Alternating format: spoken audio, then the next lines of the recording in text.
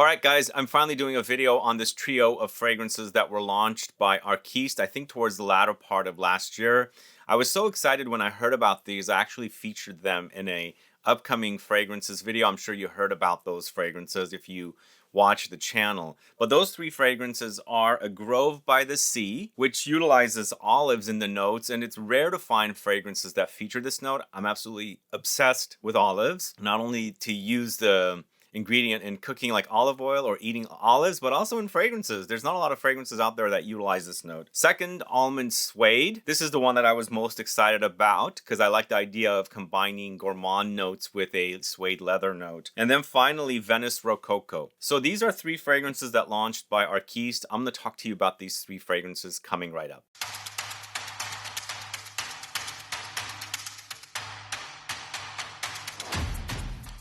Thanks so much for tuning in. I'm Sebastian, and I'm talking about Arquiste's latest fragrances, A Grove by the Sea, Almond Suede, and Venice Rococo. Let me know if you're familiar with this house.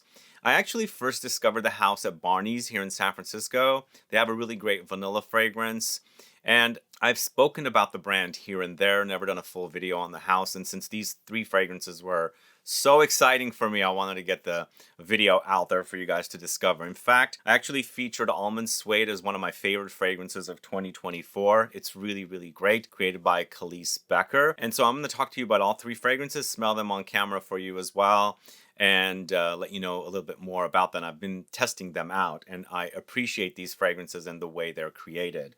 I'm also going to talk to you about a fourth fragrance that launched in the previous year in 2023 after the outro, so stay tuned for that as well. But let's first talk about A Grove by the Sea. We're going in alphabetical order. Comes in a most gorgeous green bottle, as you can see here. Again, let me know if you're familiar with this house, and also if you have sampled this fragrance. If you're local in San Francisco, you can go to Ministry of Scent and sample these fragrances there, as they sell the brand in their stores.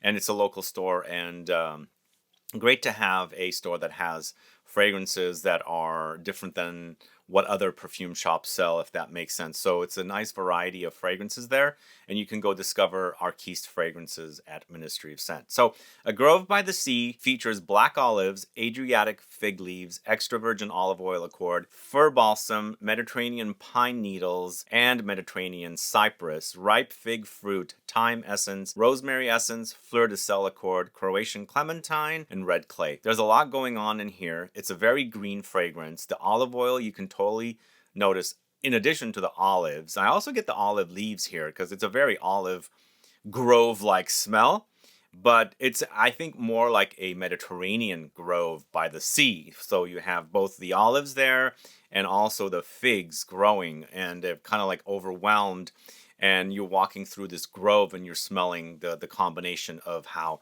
the olives and the olive tree smells baking under the sun, and then also the figs and the leaves and also the fruit together. But it's right next to the sea, as it says, so there's definitely a sea breeze saltiness happening here as well.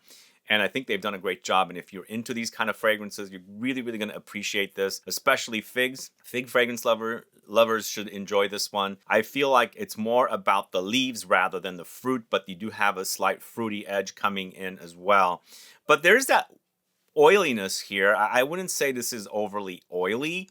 You just get that smell, and actually really obsessed with olive oil. I take some tablespoons of it once in a while because I love the flavor. It's that kind of bitter, oily, green, kind of pungent taste, and I love it in my salads, and I actually love the taste by itself, and it's also very healthy for you. So you've got that kind of a fragrance here, so it's full-on aromatic, very green, woody, herbal, and of course there's the bitterness of not only the olives and also the fig leaves here. One fragrance that I think this reminds me a little bit of, I think it's discontinued now. I believe Bottega Veneta discontinued this whole entire collection. They had a fragrance called Olivo. I've actually got a full review on it on the channel. If you're curious to learn more about that fragrance, go catch it. That was actually a very simplistic fragrance. I feel like this is way more complex. So it's a really great take on the Mediterranean grove by the sea with olive trees and also fig trees growing as well. I think they've captured the Mediterranean perfectly. I absolutely love this one. It's not my favorite of the trio. Almond Suede is my favorite, but this is going to be a perfect fragrance to wear in the summertime. Let's quickly smell this.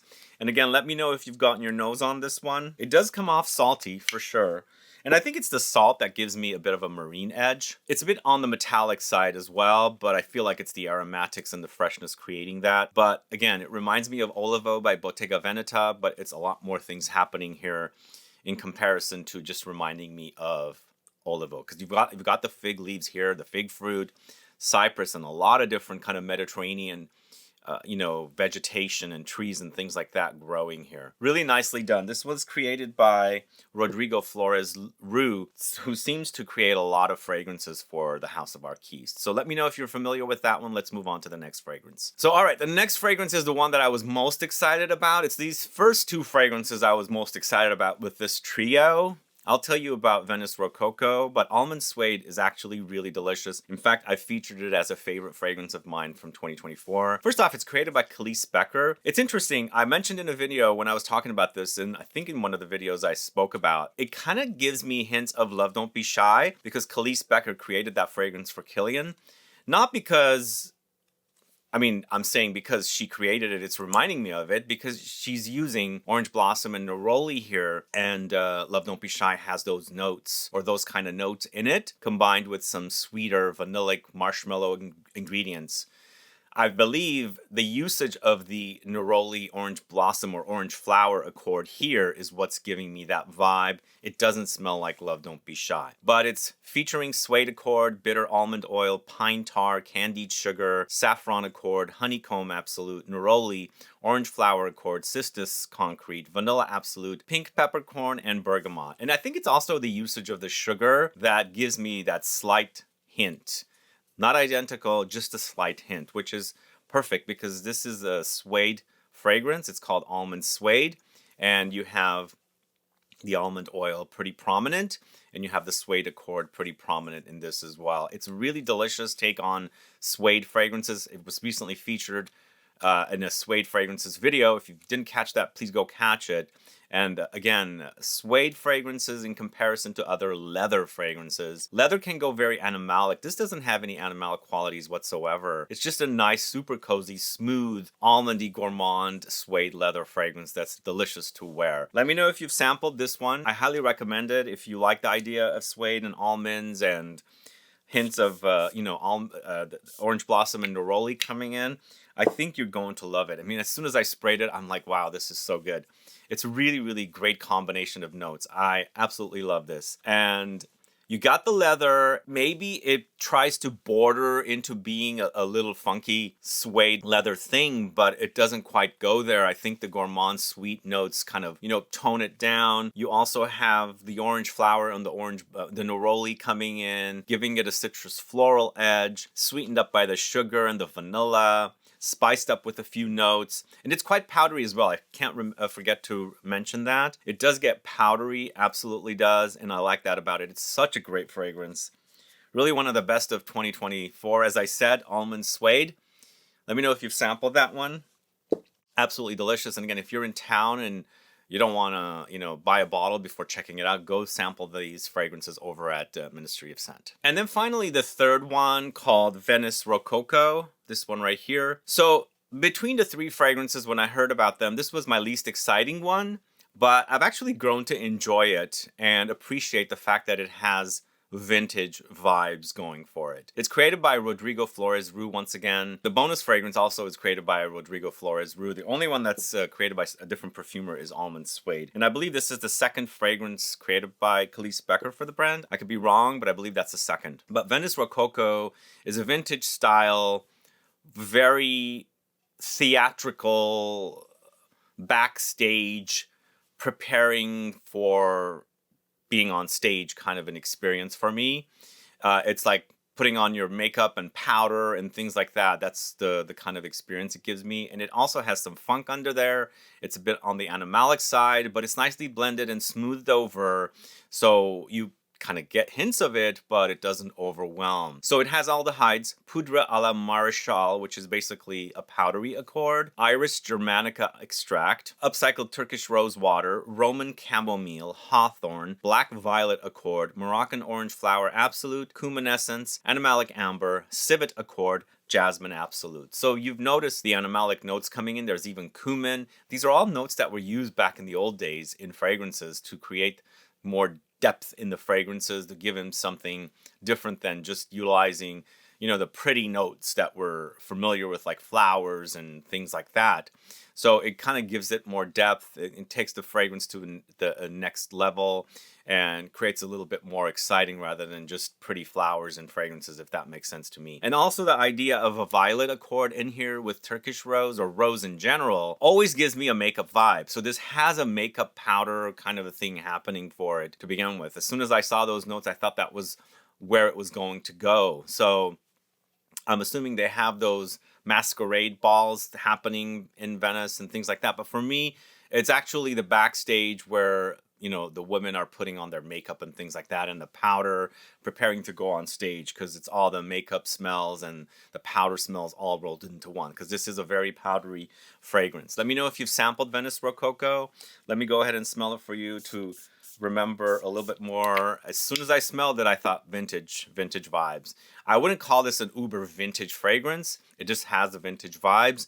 It's created in a modern way, you know, hinting at those kind of style of fragrances. And out of the three fragrances, this is the most vintage, I should say. Very powdery, also fizzy. There's that fizziness, the airiness from the aldehydes. You think that this is heavy and dense with the notes there are in here, but the aldehydes is giving it that lift. It just kind of, just imagine powder floating in air is how this fragrance kind of comes off. But you experience the makeup-y smells, especially with the fact that it has violets and rose, and then you got the funk under there, hiding under there quite a bit. But along the way, there's other things coming in. There's other floral notes like the orange flower and the jasmine and things like that. I think it's nicely done fragrance. It's not my favorite style. It does lean a bit feminine, but I appreciate fragrances like this, and definitely they need to be out there, especially paying tributes to some classics that were amazing. So between the three, again, my favorite is Almond Suede. It's so good, guys. Check it out. It's absolutely fantastic. A Grove by the Sea is the second favorite. Really love any usage of olives or olive oil in fragrances. As soon as I see it, I'm there. I'm really there. I really love it because I love olives. I grew up in the Mediterranean. Figs, olives, those are all reminders of the Mediterranean. Followed by Venice Rococo.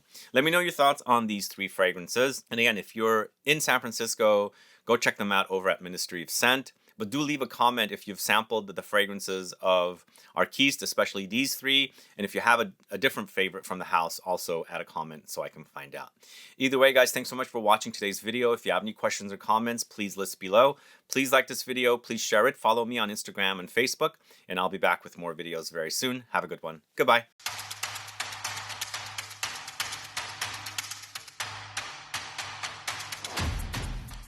And as promised, I have a fourth fragrance. This fragrance was launched in 2023. It's called L'Or de Louis. It was a recent winner of a Fragrance Foundation Award. I actually did a video on those awards, and I featured this fragrance in it.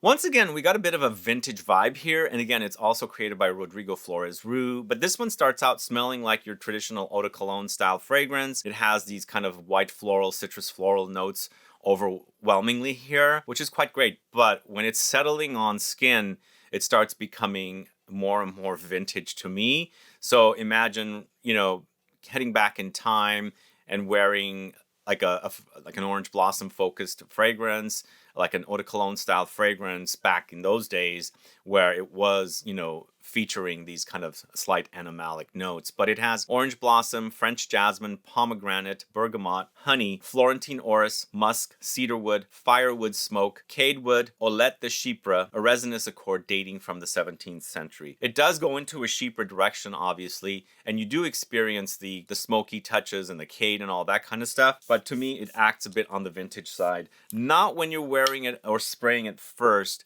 in the dry down mostly. But up top, it's gorgeous.